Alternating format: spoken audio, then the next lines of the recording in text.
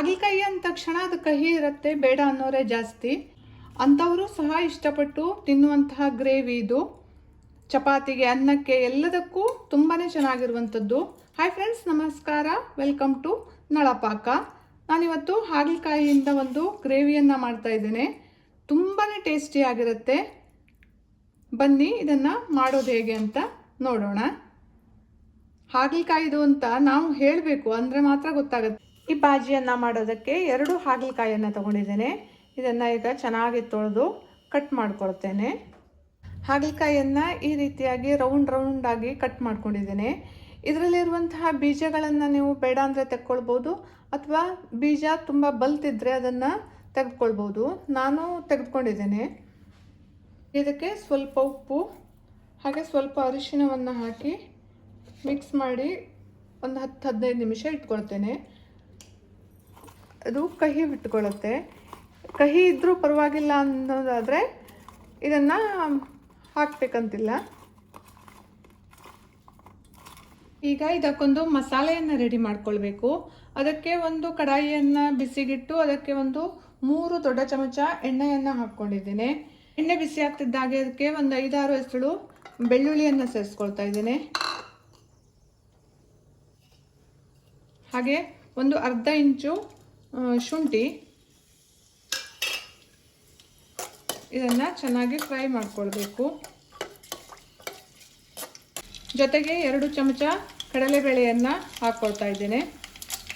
ಸ್ವಲ್ಪ ಒಣ ಕೊಬ್ಬರಿ ಪೀಸನ್ನು ಸೇರಿಸ್ಕೊಳ್ತಾ ಇದ್ದೇನೆ. ಇಲ್ಲಿ ಹಸಿ ತೆಂಗಿನಕಾಯಿ ಹಾಕೋದ್ಕಿಂತ ಒಣ ಕೊಬ್ಬರಿ ಹಾಕೋದ್ರಿಂದ ಟೇಸ್ಟು ತುಂಬಾ ಚೆನ್ನಾಗಿರುತ್ತೆ. ಈಗ ಇದನ್ನು ಚೆನ್ನಾಗಿ ಫ್ರೈ ಮಾಡ್ಕೊಳ್ಬೇಕು. ಈಗ 2 ಹಸಿಮೆಣಸಿನಕಾಯಿಯನ್ನು ಹಾಕ್ಕೊಳ್ತಾ ಇದ್ದೇನೆ. ಈಗ ಇದು ಚೆನ್ನಾಗಿ ಫ್ರೈ ಆಗಿದೆ.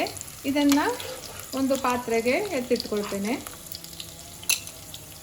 ಹಾಗಲಕಾಯಿಗೆ ಉಪ್ಪನ್ನು ಹಾಕಿಟ್ಕೊಂಡಿದ್ನಲ್ಲ, ಈಗ ಇದನ್ನು ಹಿಂಡಿ ಇದರಲ್ಲಿರುವ ಕಹಿಯನ್ನು ಸ್ವಲ್ಪ ತೆಕ್ಕೊಂಡಿದ್ದೇನೆ. ಈಗ ಇದೇ ಎಣ್ಣೆಗೆ ಈ ಹಾಗಲಕಾಯಿ ಹೋಳುಗಳನ್ನು ಹಾಕ್ಕೊಂಡು ಶಾಲೋ ಫ್ರೈ ಮಾಡ್ಕೊಳ್ತೇನೆ.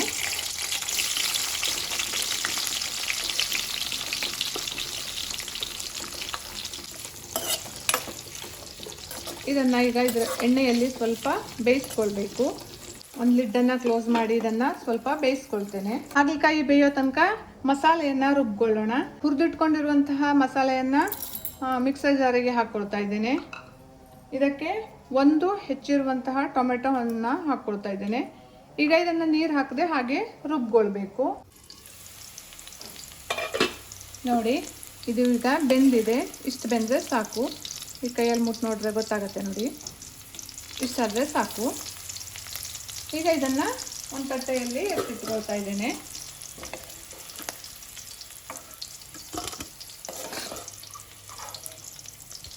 ಹಾಗಲಕಾಯಿ ಹೋಳುಗಳನ್ನು ತೆಗೆದುಕೊಂಡು ಅದೇ ಎಣ್ಣೆಯಲ್ಲಿ ಪುನಃ ಅರ್ಧ ಟೀ ಸ್ಪೂನ್ ಜೀರಿಗೆ, ಒಂದು ಅರ್ಧ ಟೀ ಸ್ಪೂನ್ನಷ್ಟು ಸೋಂಪು, ಹಾಗೆ ರುಬ್ಬಿಟ್ಕೊಂಡಿರುವಂತಹ ಮಸಾಲವನ್ನು ಇದರಲ್ಲಿ ಸೇರಿಸ್ಕೊಳ್ತಾ ಇದ್ದೇನೆ.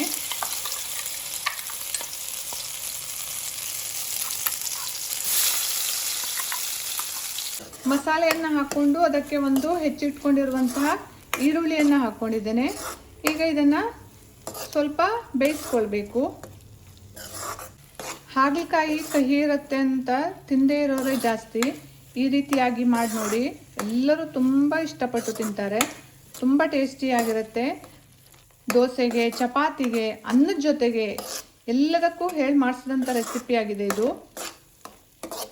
ಈರುಳ್ಳಿ ಸ್ವಲ್ಪ ಬಾಡ್ತಿದ್ದಾಗೆ ಇದಕ್ಕೆ ಒಂದು 1/4 ಟೀ ಸ್ಪೂನ್ನಷ್ಟು ಅರಿಶಿನ, ಒಂದು ಅರ್ಧ ಟೀ ಸ್ಪೂನ್ನಷ್ಟು ಜೀರಿಗೆ ಪುಡಿ, ಒಂದು ಅರ್ಧ ಟೀ ಸ್ಪೂನ್ನಷ್ಟು ಕೊತ್ತಂಬರಿ ಪುಡಿ,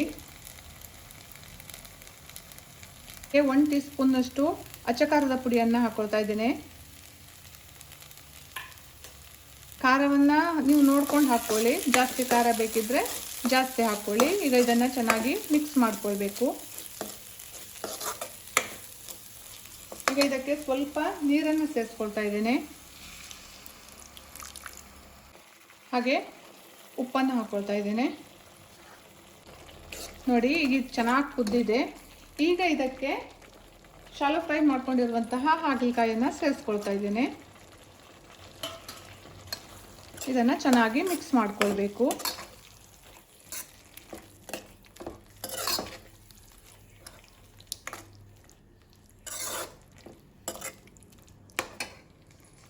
ಈಗ ಒಂದು ಅರ್ಧ ಟೀ ಸ್ಪೂನ್ನಷ್ಟು ಗರಂ ಮಸಾಲ, ಹಾಗೆ ಒಂದು ಅರ್ಧ ಟೀ ಸ್ಪೂನ್ನಷ್ಟು ವಾಟೆ ಹುಳಿಯನ್ನು ತೆಗೆದುಕೊಂಡಿದ್ದೇನೆ. ಇದನ್ನು ಸೇರಿಸ್ಕೊಳ್ತಾ ಇದ್ದೇನೆ. ಇಲ್ಲಿ ವಾಟೆ ಹುಳಿ ಬದಲಿಗೆ ಆಮ್ಚೂರ್ ಪೌಡರನ್ನು ಬಳಸ್ಬೋದು, ಇಲ್ಲಾಂದರೆ ಹುಣಸೆ ಹಣ್ಣಿನ ಪಲ್ಪನ್ನು ಸಹ ಬಳಸ್ಬೋದು. ಹಾಗೆ ಒಂದು ಟೀ ಸ್ಪೂನ್ನಷ್ಟು ಬೆಲ್ಲವನ್ನು ಸೇರಿಸ್ತಾ ಇದ್ದೇನೆ. ಬೆಲ್ಲ ಬೇಡ ಅನ್ನೋರು ಸ್ಕಿಪ್ ಮಾಡ್ಕೊಳ್ಬೋದು.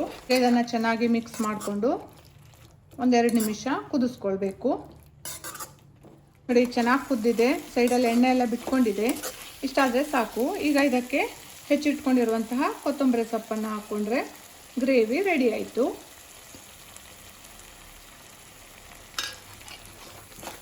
ತುಂಬಾ ಟೇಸ್ಟಿ ಆದಂತಹ ಹಾಗಲಕಾಯಿನ ಗ್ರೇವಿ ರೆಡಿಯಾಗಿದೆ. ನನ್ನ ಈ ರೆಸಿಪಿ ಇಷ್ಟ ಆದರೆ ಲೈಕ್ ಮಾಡಿ, ಶೇರ್ ಮಾಡಿ, ಕಮೆಂಟ್ ಮಾಡಿ ಹಾಗೂ ಸಬ್ಸ್ಕ್ರೈಬ್ ಮಾಡಿ. Thank you.